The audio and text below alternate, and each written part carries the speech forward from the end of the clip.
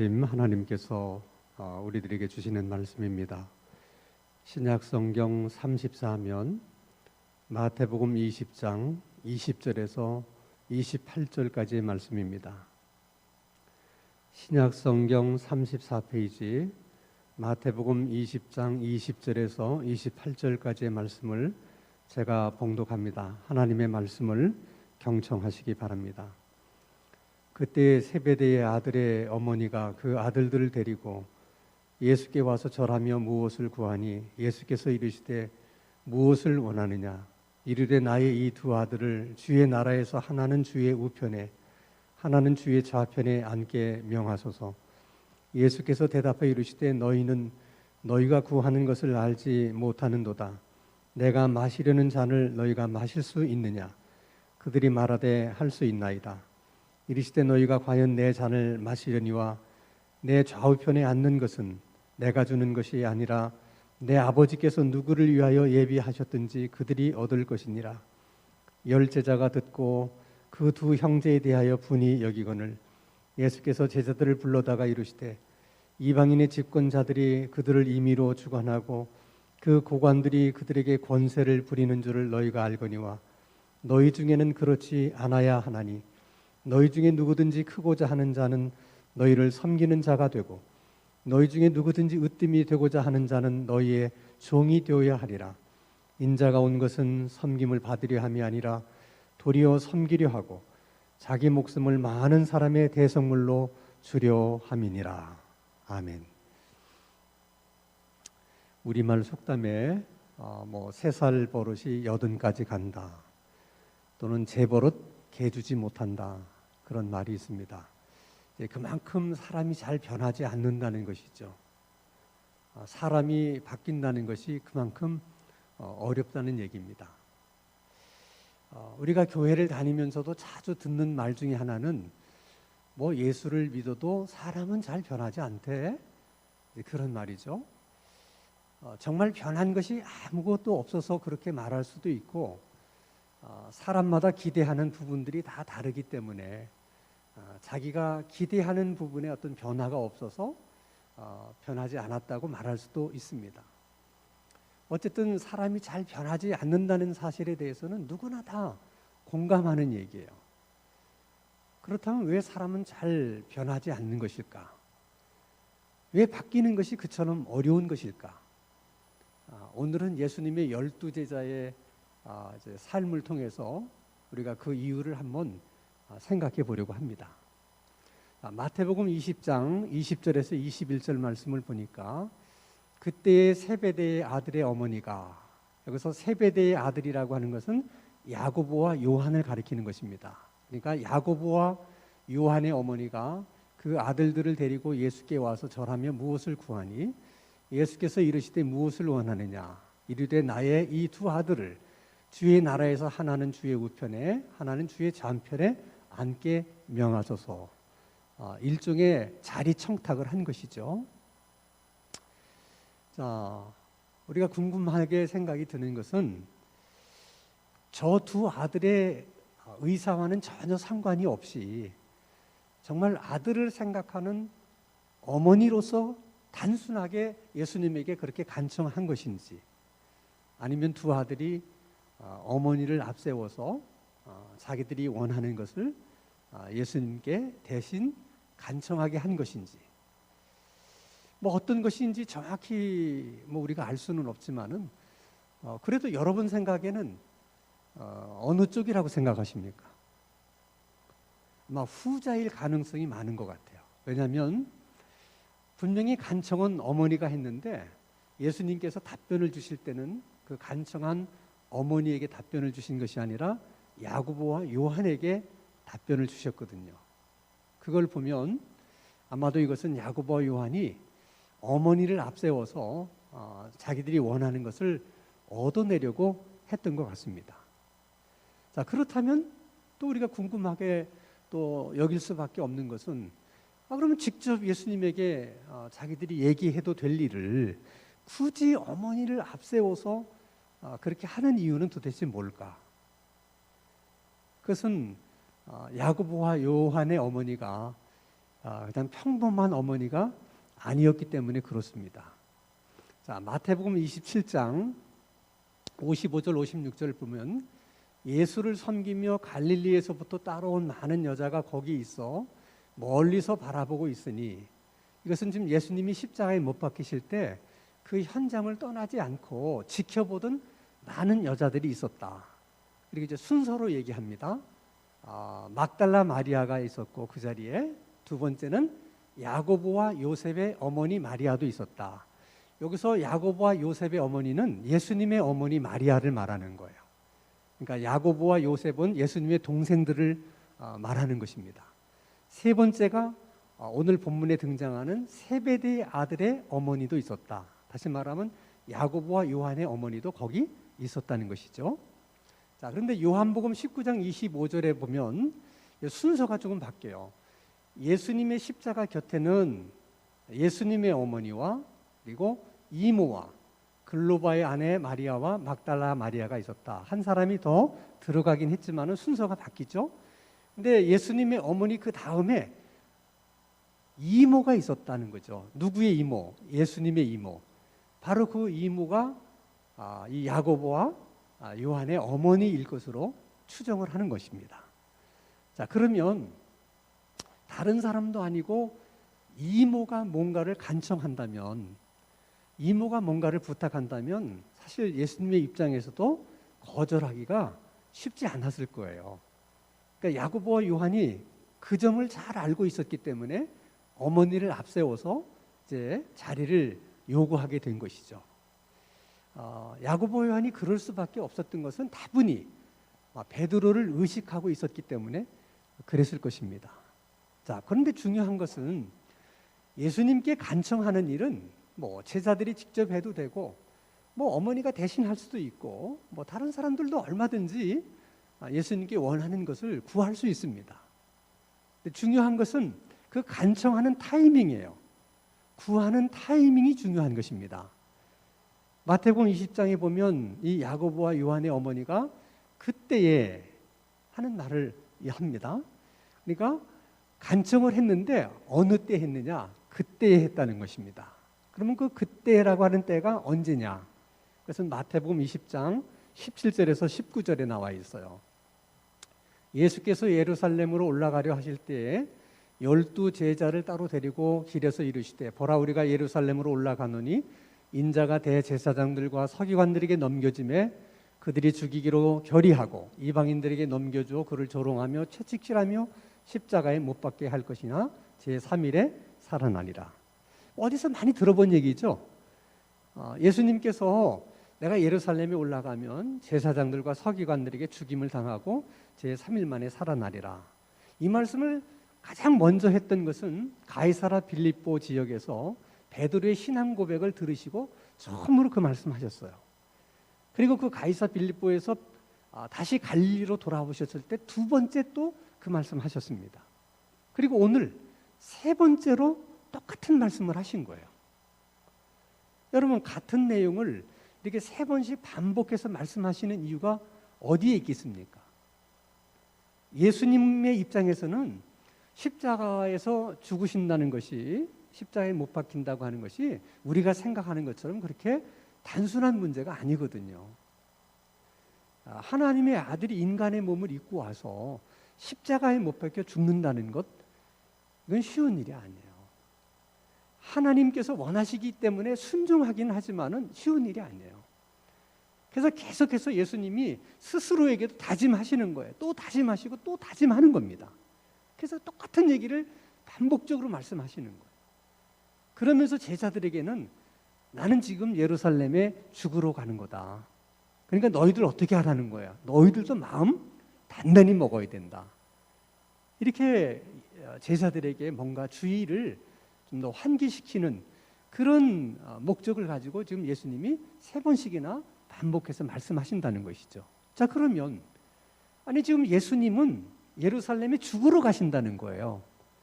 근데 죽으러 가신다는 분에게 뭐 좌편의 자리를 주시고 우편의 자리를 주시고 도대체 이런 이야기를 한다는 것이 가당치나 한 얘기입니까? 아니 예수님은 지금 죽으러 간다는데 죽으러 가는 분에게 어떻게 그런 간청을 할 수 있어요? 그래서 언뜻 생각하면 이 야고보의 어머니가 혹시 예수님에게 예수님이 십자가에 못 박히실 때 아들 하나는 예수님의 좌편 십자가에 못 박히게 하시고 또 하나의 아들은 예수님 우편 십자가에 못 박히도록 해 주십시오. 그렇게 정말 간청한 것일까? 그러면 정말 대단한 어머니시죠. 근데 문맥상으로 보면 그런 간청은 아닌 것 같아요. 그렇다면 아니 죽으러 가신다는 분에게 도대체 어떻게 그런 간청을 할 수 있겠는가?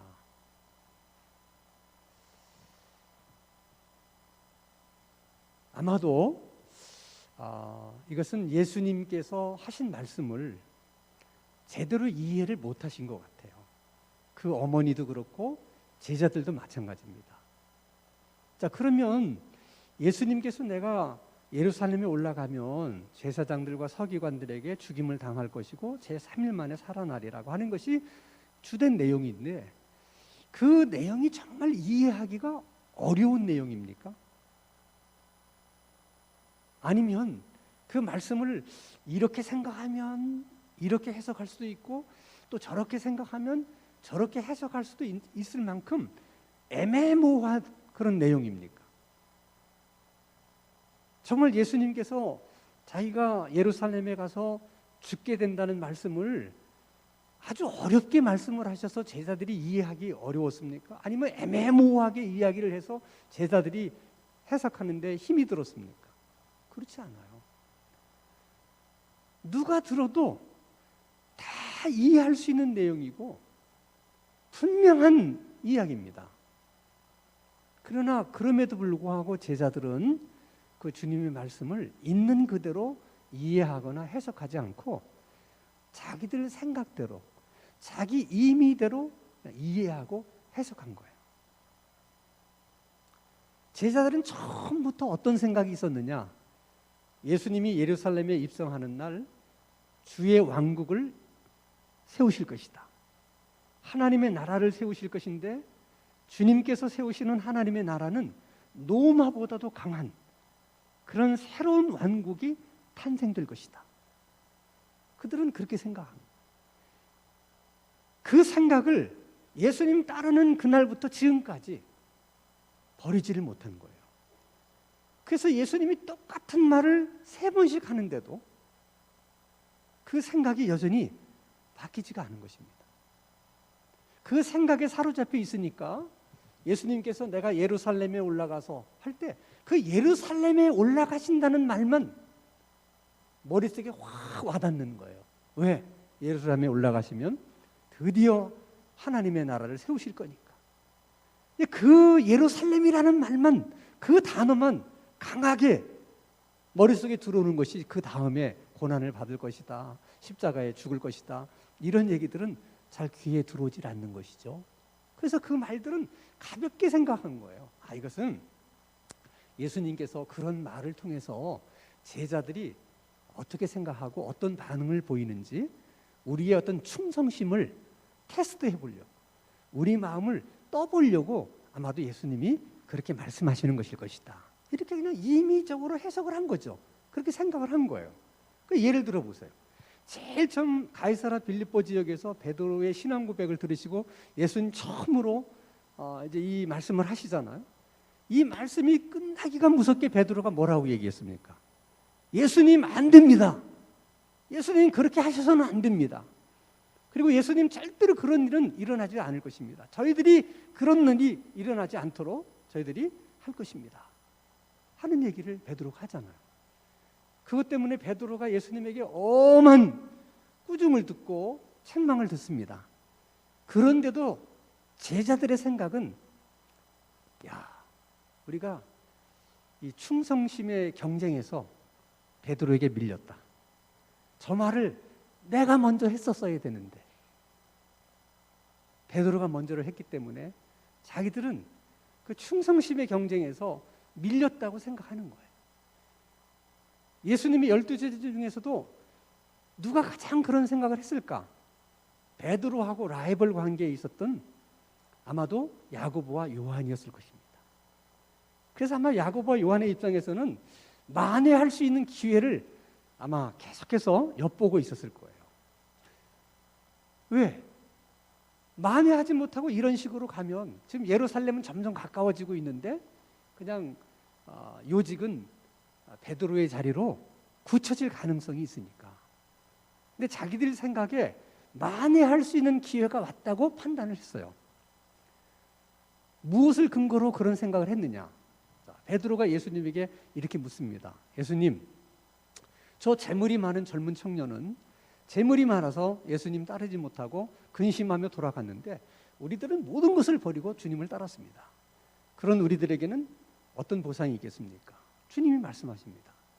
나를 위해서, 나를 따르기 위해서 뭔가를 버린 사람은 몇 배나 보상을 받고 영생을 상속받는다. 그리고 하시는 말씀이 그러나 먼저 된 자가 나중되고 나중된 자가 먼저 된다. 그리고 포도원 품꾼의 이야기를 또 하세요. 이어서. 그러면서 포도원 품꾼의 이야기에서는 뭐냐면 나중된 자가 먼저 되고 먼저 된 자가 나중된 자. 자, 이 말을 듣는 순간 야고보와 요한의 생각에는 먼저 된 자가 누굴 것 같아요? 베드로. 나중된 자는 야고보와 요한. 근데 지금 예수님이 뭐라고 말씀하시냐면 먼저 된 자가 나중되고 나중된 자가 먼저 된다. 지금이 기회다. 여기서 뒤집지 못하면 이것은 그냥 베드로로 계속 가게 될 가능성이 크다. 그래서 자기 어머니까지 동원하는 이런 일을 그들이 만들지 않았는가, 이런 생각을 하게 되는 것이죠. 자, 예수님의 제자들은 예수님을 3년이나 따라다녔어요. 많은 것을 보고 배우고 교육받고 훈련받았어요. 그런데 그 생각만큼은 변하지가 않는 거예요. 사람이 변한다는 게 이렇게 어렵다니까요.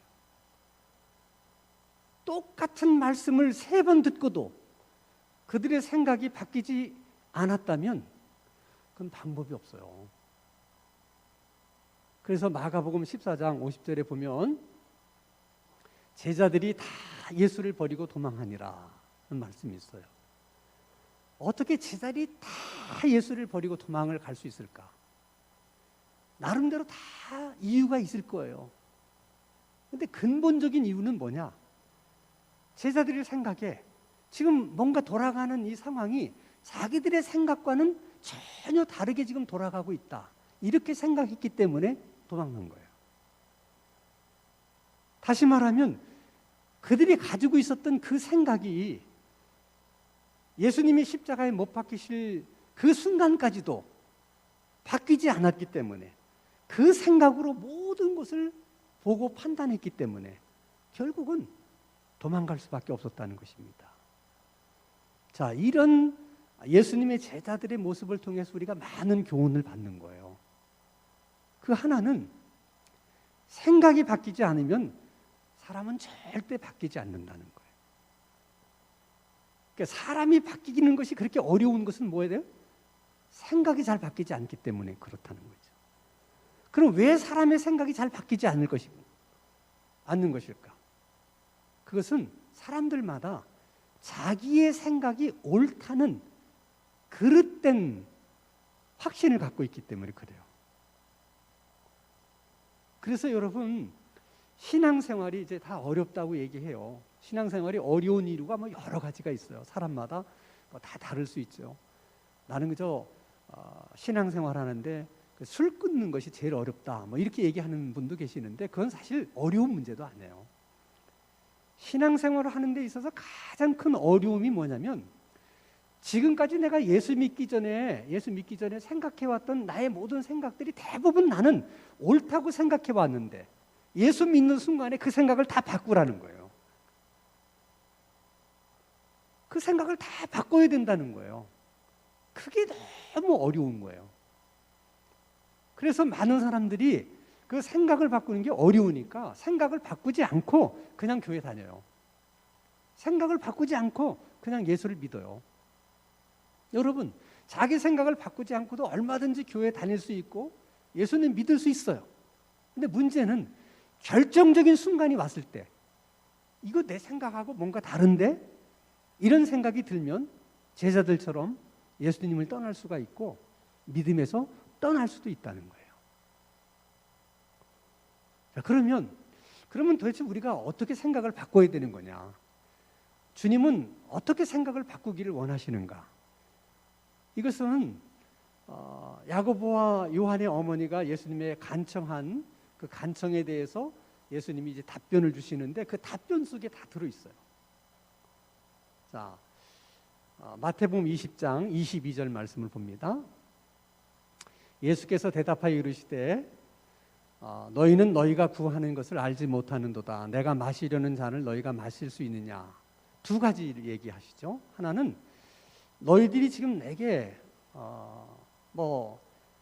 자리 하나는 우리 아들에게, 이쪽 자리는 또 우리 아들에게, 이게 좌우편의 자리를 너희들이 원했는데, 구했는데 내가 보니까 너희들은 뭘 구하는 것조차도 너희들은 잘 알지 못하고 구하는 것 같다. 다시 말하면 너희들이 말하는 좌우편의 자리라는 것이 뭘 의미하는지도 모르고 너희들은 지금 내게 구하고 있다. 그렇게 말씀하시는 거예요. 참 중요한 말씀이에요, 여러분. 그러니까 우리가 하나님 앞에 기도를 많이 하잖아요. 많은 간청을 해요. 근데 우리들의 많은 간청 속에도 어쩌면 너희들은 도대체 지금 무엇을 구하고 있는지, 네가 지금 기도하는 거, 네가 지금 간청하는 그것이 무엇인지 너는 그 의미도 제대로 모르면서 나에게 지금 그걸 달라고 지금 간청하고 있구나. 그런 기도가 많을 수 있어요, 우리에게 또. 그래서 잠언서의 말씀을 보면 지식이 없는 소원은 선치 못하다. 그렇게 얘기해요. 그래서 기도에도 성령님의 인도가 필요한 것이고 성령님의 도우심이 필요한 거예요. 또 한 가지 얘기한 것은 뭐냐면 좌우편의 자리, 그 전에 너희들이 할 것이 있는데 그것은 내가 마시는 잔을 너희들도 마실 수 있어야 된다는 거예요. 그럼 예수님이 말씀하시는 그 잔이 뭐예요? 그것이 고난과 십자가의 죽음을 가리키는 거예요. 우리말로 쉽게 얘기하면 십자가의 고난 없이 영광 없다. 십자가의 죽음 없이 부활 없다.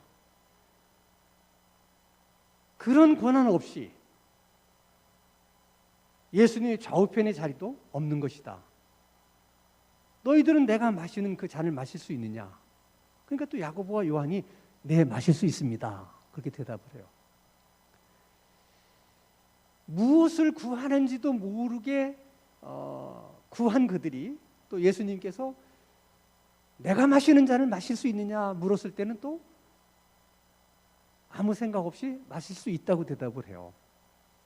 무슨 생각으로 그랬는지 모르겠어요. 아니, 주님의 잔을 마실 수 있다는 사람들이 예수님이 십자가에 못 박힐 때 다 놔두고 도망갈 수 있습니까? 그러니까 그들은 그 예수님이 말씀하시는 잔도 어떤 고난의 잔, 십자가의 잔이 아니라 하나님의 나라의 왕국이 세워졌을 때 어떤 영광스러운 어떤 그런 것을 뜻하는 그런 잔으로 해석을 한 것 같아요. 참 근데 놀라운 것은 그들이 무지해서 그냥 저희들도 주님이 마시는 잔을 마실 수 있습니다 라고 대답했는데 주님은 그래도 그들이 한 그 말이 이루어지게 하세요. 참 주님의 그 긍휼하심과 사랑이 얼마나 크신지 몰라요.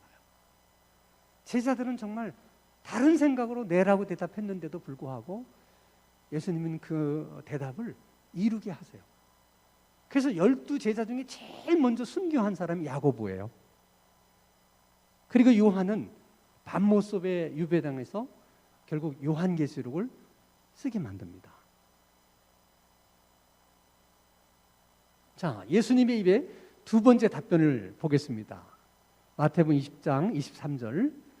자, 이르시되 너희가 과연 내 잔을 마시려니와 내 좌우편에 앉는 것은 내가 주는 것이 아니라 내 아버지께서 누구를 위하여 예비하셨든지 그들이 얻을 것이니라. 이것도 두 가지 얘기예요. 하나는 그 자리는 내가 줄 수 있는 자리가 아니고 하나님 아버지가 주는 자리다 하는 것이 하나고, 두 번째는 좌우편의 자리를 얘기했는데 예수님이 그것을 부정하지 않으셨다는 거예요. 야 이놈들아, 하나님 나라에 무슨 좌우편의 자리가 있냐? 그건 그냥 다 하나님 나라는 공평한 나라야. 그런 자리란 없어. 그러지 않으셨다는 거예요. 좌우편의 자리가 있다. 다만 그 자리는 내가 줄 수 있는 자리가 아니고 하나님 아버지가 주는 자리라는 거예요. 그럼 예수님이 말씀하신 그 좌우편의 자리란 도대체 뭘까? 그것은 우리가 생각하는 것처럼 이 세상 나라의 원래 권력 순위에 따른 자리, 권력 순위 1위, 권력 순위 2위 그런 자리는 아닌 것 같아요. 그것은 단지 우리가 이제 하나님의 나라에 가면 다 하나님을 예배하고 하나님을 섬기게 될 텐데 하나님을 가장 가까운 자리에서 섬길 수 있는 그런 자리, 하나님을 가장 가까운 자리에서 하나님을 예배할 수 있는 자리, 그런 자리로 지금 주님이 말씀하고 있는 것 같아요. 그게 여러분 얼마나 영광스러울까를 한번 생각해 보세요. 모든 사람들이 다 하나님을 예배하지만 그래도 그 하나님과 가장 가까운 자리에서 하나님을 예배하고 하나님을 섬기고 경배할 수 있다고 하는 것이 이게 얼마나 영광스러울까. 그러니까 그 자리는 하나님과 굉장히 친밀한 자리라고 생각할 수 있어요. 예를 한번 들어보면 예수님께서 이제 십자가를 지시기 전날 밤에 이제 목요일이죠. 이제 제자들과 함께 마지막 식사를 하세요. 이걸 우리가 최후의 만찬이라 그럽니다. 그래서 레오나르도 다빈치가 상상해서 예수님의 최후의 만찬 그림을 그렸어요. 여러분도 다 보셔서 알겠지만은 거기를 보면 이제 식탁이 일자로 되어 있고 이제 예수님께서 정중앙에 계시고 좌우편에 6명의 제자들이 이렇게 배치가 돼 있어요. 그것도 레오나르도 다빈치의 나름대로의 어떤 생각을 가지고 이렇게 구도를 잡고 배치를 한 거예요. 근데 실제로 유태인들의 식탁은 일자가 아니에요. 디귿자로 되어 있어요. 디귿자로 되어 있습니다. 그래서 이쪽 왼쪽에 3명이 앉아요. 1번, 2번, 3번, 4번, 5번, 6번 해서 9번까지 앉고 또 우측에 3자리 10번, 11번, 12번 그렇게 이제 아마도 12제자도 그날 그런 식으로 식사를 했을 거라고 생각해요. 이 디귿자의 식탁 가운데 주빈이 어디 앉느냐? 좌측에 앉습니다. 좌측 2번이 주빈 자리예요. 그래서 주빈이 2번에 앉기 때문에 그 주빈과 특별한 관계가 있거나 또 친밀감이 있는 사람이 1번과 3번을 앉게 됩니다. 왜 그렇게 배치를 하느냐? 유태인들은 우리처럼 이렇게 앉아서 식사를 하는 게 아니고 비스듬히 누워서 식사를 해요. 자, 그러면 1번, 2번, 3번이 앉으면 1번이 이렇게 비스듬하게 누우면 머리가 2번의 가슴팍을 이렇게 기대게 돼요. 그러면 2번도 또 이렇게 누우면 2번의 머리는 3번의 가슴팍에 이렇게 기대게 됩니다. 그런 모습이에요. 자, 요한복음 20장 21절 말씀을 한번 보겠습니다. 21장 20절 베드로가 돌이켜 예수께서 사랑하시는 그 제자가 따르는 것을 보니 그는 만찬석에서 예수의 품에 의지하여 주님을 파는 자가 누구오니까 묻던 자로다. 중요한 건 예수의 품에 의지하여 하는 것은 예수의 가슴팍에 머리를 대고 그 얘기죠. 그러면 지금 얘기한 것처럼 1번, 2번, 3번 자리에서 몇 번 자리예요? 1번 자리예요. 예수님이 2번에 앉아 계시고 이제 요한이 1번 자리에 앉아 있는 거죠. 그리고 3번 자리가 아마도 베드로나 야고보였을 가능성이 커요. 아마 베드로일 가능성이 큰 거죠. 그러면 1번의 역할은 뭐냐? 1번은 이렇게 누워서 예수님이 식사할 수 있는 빵과 이걸 이렇게 집어주는 역할을 해요. 3번의 역할은 뭐냐? 예수님이 비스듬히 이렇게 이제 품에 누워 있잖아요. 그럼 편안하게 이렇게 계속 누워 있도록 쿠션 역할을 해줘야 되는 거예요. 움직이지 말고. 이 쿠션이 자꾸 이렇게 움직이면 이게 기댄 사람이 이게 힘들어지잖아요. 그러니까 3번의 역할도 중요하고 1번의 역할도 중요해요. 이 역할을 잘 할 수 있는 사람을 배치하는 거예요, 지금. 그러니까 이것은 식사 때에도 이렇게 특별히 친밀한 관계에 있는 사람에게 자리를 이렇게 배치하는 것처럼 하나님의 나라에서도 그런 어떤 친밀함이라고 하는 그 관계를 통해서 이런 자리들이 배치될 가능성이 있다고 보는 것이죠. 자, 그러면 이제 세 번째로 예수님께서 하신 말씀을 보겠습니다. 자, 인자에 온 것은 섬김을 받으려 함이 아니라 도리어 섬기려 하고 자기 목숨을 많은 사람의 대속물로 주려 함이니라. 우리는 예수님이 이 땅에 오신 목적을 인간을 구원하기 위해서 십자가에 못 박혀 죽으시기 위해서 오셨다. 우리가 보통 그렇게 얘기하잖아요. 그 말을 예수님은 지금 섬김으로 다 해석하고 있는 거예요. 우리를 위해서 예수님이 받으신 고난도 섬김으로 해석하고 또 십자가에서 죽으심도 다 섬김으로 해석해요. 근데 여기서 우리가 주목해야 될 말씀은 많은 사람의 대속물로 주려 함이라 하는 것입니다. 대속물이라고 하는 말의 의미는 노예를 풀어줄 때 그 노예를 풀어주는 몸값으로 지불하는 그 돈을 대속물이라고 얘기해요. 자, 그러면 인간이 왜 죽느냐? 사람은 왜 태어나면 꼭 한 번은 죽어야 되느냐? 로마서 6장 23절에 죄의 값은 사망이요 그랬어요. 그러니까 죄를 지은 사람은 다 죄값을 지불해야 되는데 그 죄값을 무엇으로 지불해야 되느냐? 자기 생명으로 지불해야 돼요. 그래서 다 죽는 거예요. 근데 예수님께서 우리가 죄값으로 우리 생명을 줘서 죽어야 되잖아요. 근데 그 우리의 죄값을 예수님이 대신 갚아주셨다는 거야. 죄값을 대신 지불해 주셨다는 거야. 뭘로? 십자가에 못 박혀 죽으시는 자신의 생명으로 그렇게 하셨다는 거야. 그래서 우리의 죄값을 대신 갚아주셨기 때문에 우리가 그 죄로부터 자유케 된 것이고 죽음으로부터 자유케 된 것이고 이제 다시는 죽지 않고 영원히 살 수 있는 생명을 얻게 된 거라는 거예요. 그런데 주님이 뭐라고 말씀하시냐면 모든 사람의 대속물로 주려 함이 아니라 많은 사람의 대속물로 주려 함이라 그렇게 말씀하셨다. 그 얘기는 예수님의 그 섬김을 모든 사람이 받는 게 아니라는 거예요. 많은 사람이 받게 되지만은 모든 사람이 받는 건 아니다. 또 쉽게 이야기하면 많은 사람들이 예수님을 믿어서 구원을 받게 되겠지만 모든 사람이 예수님을 믿어서 구원받는 것은 아니라는 거예요. 근데 그 많은 사람이라고 말씀하신 그 많은 사람 속에 지금 우리들이 포함이 되어 있는 거예요. 이건 굉장히 놀라운 일이에요. 모든 사람이 아니니까.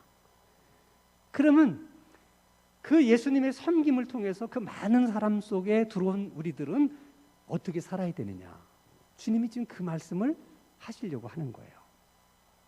원래 섬김이라고 하는 이 단어는 창조주이신 하나님에게만 사실 해당이 되는 거예요.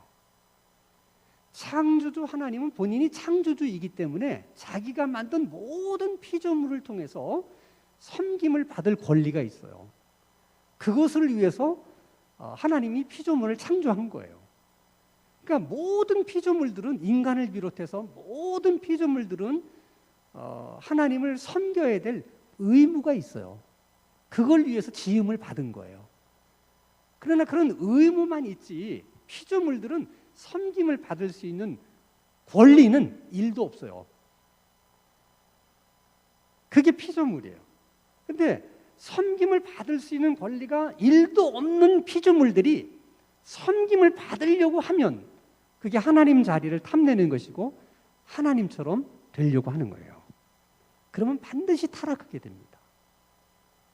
그래서 천사장 루시퍼가 타락하게 된 것도 하나님처럼 섬김을 받으려고 그러다 그런 것이고 아담과 이브가 선악과를 따먹고 타락하게 된 것도 하나님처럼 되어서 섬김을 받으려고 했기 때문이에요. 그래서 우리가 루시퍼나 아담과 이브를 통해서 우리가 알게 되는 것은 피조물이 섬김을 받으려고 하면 할수록 불행해지게 된다는 거예요. 근데 반대로 피조물이 섬기려고 하면 뭔가를 섬기려고 하려고 하면 그만큼 또 행복해지게 된다는 거예요.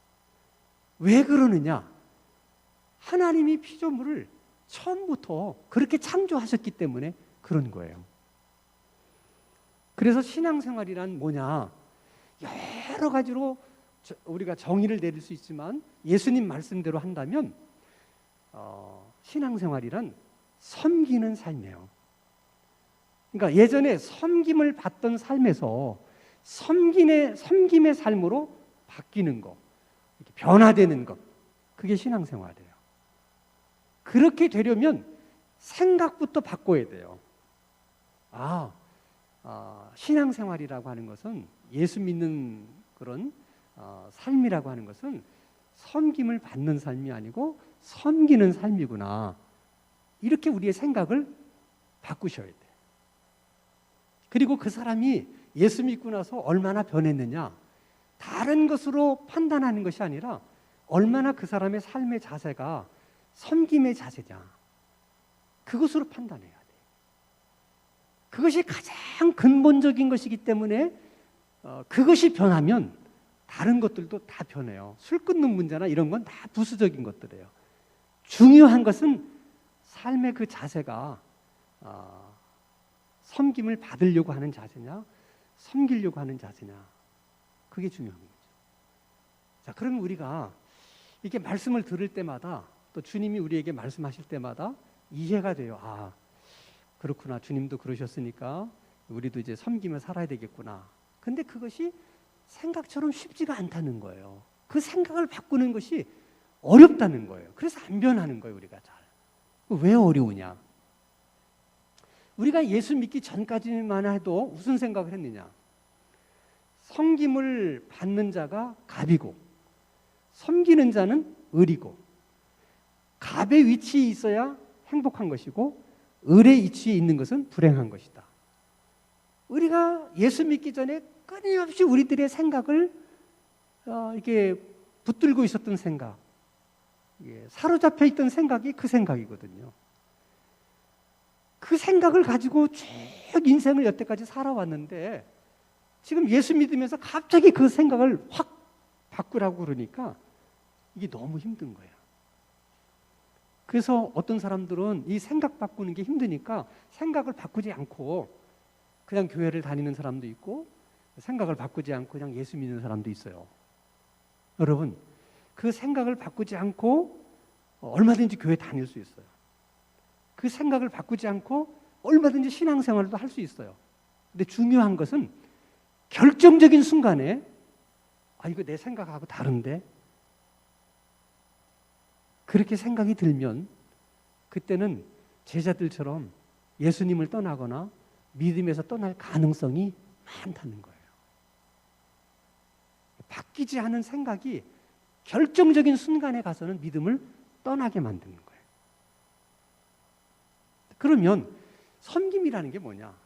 간단해요, 여러분. 섬김은 상대방을 먼저 생각하는 거예요. 상대방의 입장을 먼저 생각하는 거예요. 그러니까 상대방의 입장을 먼저 생각하면 그 상대방의 필요가 보여요. 그러면 그 상대방의 필요를 위해서 우리가 헌신하고 희생하는 것이 섬기는 거예요. 그 필요에 따라서 우리가 헌신하는 그런 내용 중에는 상대방의 입장을 고려해서 말하는 것도 좀 조심하고, 또 행동하는 것도 좀 조심하고, 또 상대방의 필요가 이런 거라고 하는 것을 알았기 때문에 내가 도울 수 있는 길이 있다면 돕는 거예요. 그게 섬김이에요. 어려운 게 아니에요. 근데 놀라운 것은 하나님은 피조물인 인간이 하나님을 섬길 때 하나님이 영광을 받으신다고 그래요. 그래서 우리가 하나님을 섬기는 걸 뭐라고 얘기하냐면 예배라고 얘기해요. 그러니까 우리가 왜 예배를 드리느냐? 이 예배를 통해서 하나님을 섬겨드리는 거거든요. 그러면 하나님이 영광을 받으시는 거예요.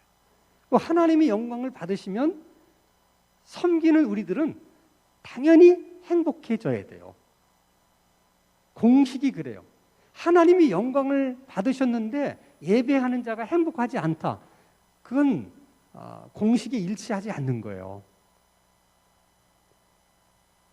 또 우리는 행복한데 하나님이 영광을 받으지 못했다. 그것도 안 되는 거예요. 그러니까 하나님이 영광을 받으시면, 창조주가 영광을 받으시면 피조물은 행복하게 돼 있어요. 그래서 우리가 하나님 앞에 예배 드리는 것은 하나님만을 위해서가 아니에요. 우리 자신의 행복을 위해서도 필요한 거예요. 그래서 하나님이 예배를 우리에게 요구하시는 거예요. 근데 하나님은 예배를 통해서만 영광을 받으시는 것이 아니라 우리가 다른 사람을 섬기는 것을 통해서도 영광을 받으신다는 거, 이게 놀라운 거예요. 그래서 마태복음 5장 16절에 뭐라 그래요?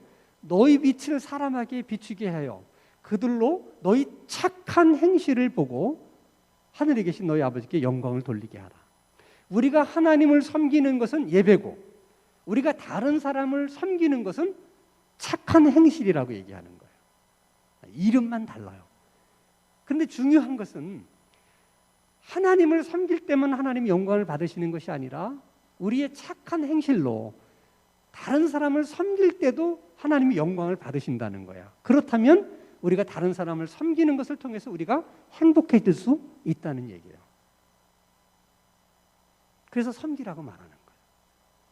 자, 예수님은 자기가 이 땅에 왜 오셨는지 자신의 이 땅에 오신 목적을 분명히 이해를 했고 또 그 목적대로 사셨던 분이에요. 그래서 중요한 순간에 가서 예수님이 말씀하시는 거예요. 인자가 온 것은 섬김을 받으려 함이 아니고 도리어 섬기려 하고 많은 사람의 대속물로 주려 함이니라. 어렵게 예수님이 생각해내서 말씀하신 게 아니에요. 예수님은 그걸 이 땅에 오실 때부터 알고 계셨어요. 자신이 어떻게 살아야 되는지, 자기가 이 세상에 온 목적이 무엇인지를 안 것이거든요. 그러니까 우리도 인생을 사는데 그런 것이 필요하다는 거예요.